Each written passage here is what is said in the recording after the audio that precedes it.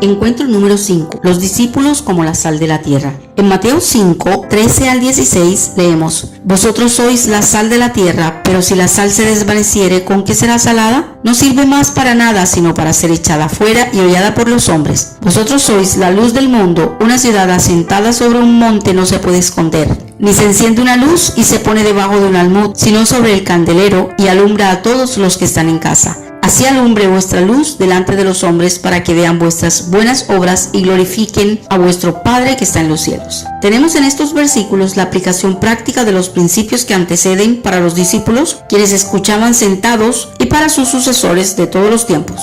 El Señor, aunque comenzó declarando ciertos caracteres sin hacer referencia expresa a ninguno de sus oyentes, no termina su expresión de las bienaventuranzas sin dar a entender que tales caracteres existían y que allí estaban frente a Él. Por lo tanto, de las características pasa a las personas que las poseen, diciendo: bienaventurados sois cuando os vituperen. Mateo 5:12, versión Reina Valera del 60. Y ahora, continuando con su manera personal y directa de hablar a sus oyentes, sorprende a aquellos hombres humildes y desconocidos, declarándolos como los excelsos bienhechores de la humanidad al decirle: ustedes son la sal y la luz del mundo. Una vez descrito el carácter de los ciudadanos del reino de Dios y de sus discípulos, el Señor Jesús pasa a decir cuál es la misión de ellos en el mundo. Para eso se vale de dos metáforas en las cuales compara la influencia de sus discípulos en el mundo con la sal y con la luz. Veamos en este quinto encuentro la primera de estas dos metáforas y qué quiso significar el Señor con ella. Ustedes son la sal de este mundo, pero si la sal deja de estar salada, ¿cómo podrá recobrar su sabor? Ya no sirve para nada, así que se la tira a la calle y la gente la pisotea. Mateo 5:13. Dios habla hoy.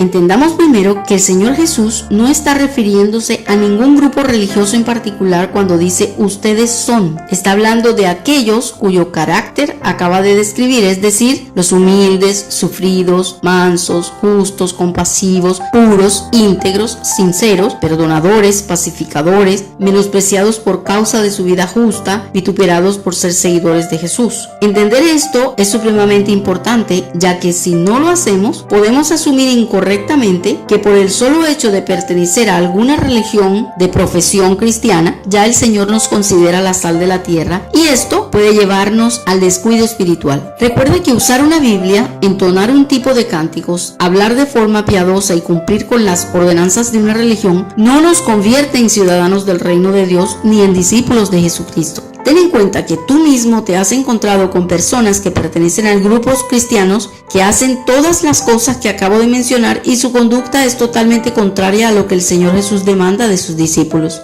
Son sal de la tierra los hombres y mujeres que después de reconocer sus pecados se han arrepentido, los han confesado y le han pedido al Señor que les perdone. A partir de ese reconocimiento y confesión, experimentaron una transformación en sus vidas que ahora se refleja en el carácter de los ciudadanos del reino de Dios o discípulos de Jesús. Estas son las personas que ejercen una influencia poderosa en el mundo. Son como sal. Ahora bien, tal vez te preguntes, ¿qué quiso decir el Señor con esta comparación? La sal sazona y preserva los alimentos. La sal ha sido usada desde hace mucho tiempo, inclusive en la Palestina del Nuevo Testamento, para sazonar y preservar los alimentos. Por eso, cuando el Señor compara a los discípulos con la sal, se puede decir que estos están en el mundo para sazonarlo y preservarlo. El estilo de vida dichoso de los discípulos de Jesús alegra la vida de las demás personas. De la misma manera que la sal sazona los alimentos, los ciudadanos del reino de Dios o discípulos de Jesús le dan un sentido diferente a la vida humana, hacen que su existencia sea una experiencia agradable, que invita a quienes lo ven a pensar que la vida vale la pena y que la vida de un discípulo de Jesucristo es dichosa. Son personas que se muestran satisfechas en cualquier circunstancia que estén experimentando. Dan gracias a Dios en todo momento, alaban a Dios permanentemente por sus bondades y testifican constantemente de los cuidados amorosos de Él como Padre Celestial. Efesios 5, 19-20. Si lees nuevamente las palabras con las que Jesús inicia el Sermón de la Montaña, las cuales hemos examinado en los encuentros anteriores cuando describe el carácter de los ciudadanos del reino de Dios en los versículos 3 al 12, observarás que comienza cada descripción utilizando la palabra bienaventurados. Esta palabra proviene del griego makarios, que deriva de la raíz mak, que indica algo grande o de larga duración. Se trata de un adjetivo que denota felicidad, alguien muy bendecido, digno de ser congratulado. es una palabra de gracia que expresa un regocijo y una satisfacción especiales, concedidos a la persona que experimenta la salvación. En pocas palabras, bienaventurados quiere decir dichosos, doblemente felices o sumamente felices. De ahí que un verdadero seguidor de Jesús es feliz, disfruta de un estado interno de satisfacción que ninguna cosa ni ninguna persona le puede quitar. Es una felicidad que no es temporal ni circunstancial, sino permanente e incondicional. Por lo tanto, no se pierde con las adversidades, por el contrario, nos sostiene en medio de ellas. Esa felicidad fue la que sostuvo a Pablo y Silas estando prisioneros en la ciudad de Filipos, tal y como lo narra Lucas en el libro de Hechos. Después de haberlos azotado mucho, los metieron en la cárcel y ordenaron al carcelero que los vigilara con el mayor cuidado. Al recibir esta orden, el carcelero los metió en el lugar más profundo de la cárcel y los dejó con los pies sujetos en el cepo. Pero a eso de la medianoche, mientras Pablo y Silas oraban y cantaban himnos a Dios y los otros presos estaban escuchando, Hechos 16, 23 al 25, en la versión de Dios habla hoy. Si te preguntas, ¿cómo es posible que unas personas oren y canten himnos en tales circunstancias? La respuesta está en el gozo, la felicidad y bienaventuranza que produce en el espíritu saberse un hijo de Dios y reconocerse como ciudadano de su reino. Ese gozo no cambia con la situación. Si eres un ciudadano del reino de Dios y un discípulo de Jesús, vas a vivir de manera gozosa, feliz, dichosa, independientemente de lo que te rodea, porque tu gozo y tu felicidad vienen de Dios y no del mundo. Esa manera de vivir hará que los que te conocen se interesen en saber cómo logras mantenerte feliz en todo momento y se dirán a sí mismos que la vida vivida a tu manera vale la pena. Eso es sazonar la vida.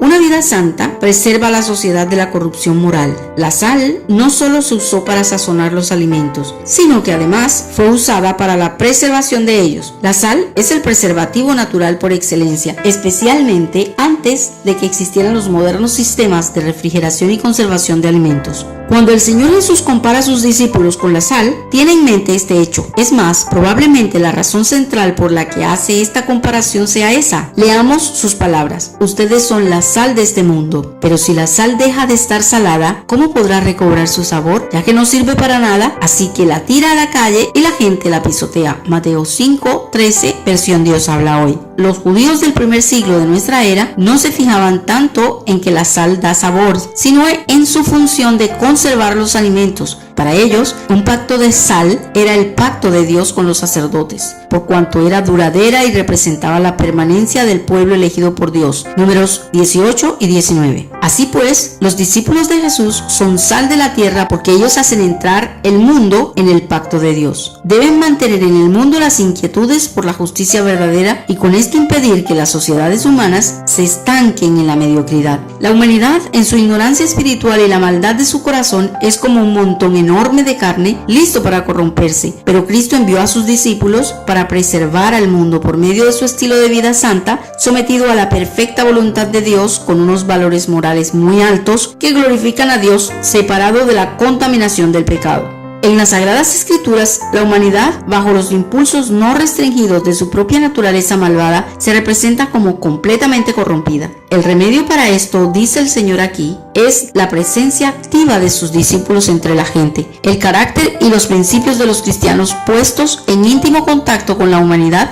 tienen el designio de detener la corrupción de esta y dar sabor a su insipidez.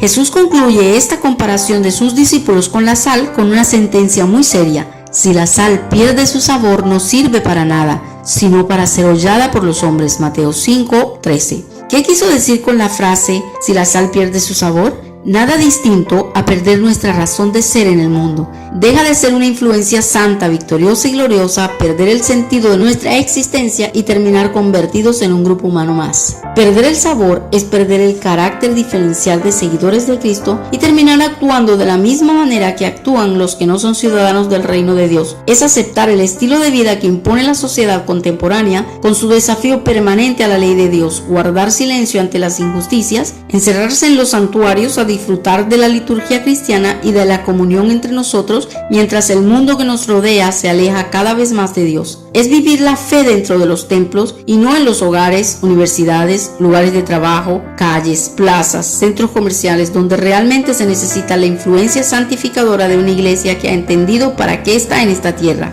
Eres un discípulo de Cristo y tu vida hará la diferencia donde quiera que te encuentres indudablemente. Te será más cómodo quedarte en tu casa o reservar tu fe para los fines de semana en el santuario.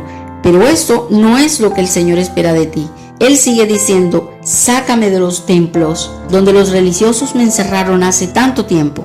Llévame contigo al barrio, llévame a la empresa donde trabajas. Quiero ir contigo al lugar donde estudias y hacer parte de tu vida cotidiana. Haz que tu fe sea un factor determinante en lo que piensas, sientes y haces. No te des el lujo de ser un discípulo de Cristo y seguir viviendo a tu manera. No te conviertas en un agente secreto de Dios con una fe insípida.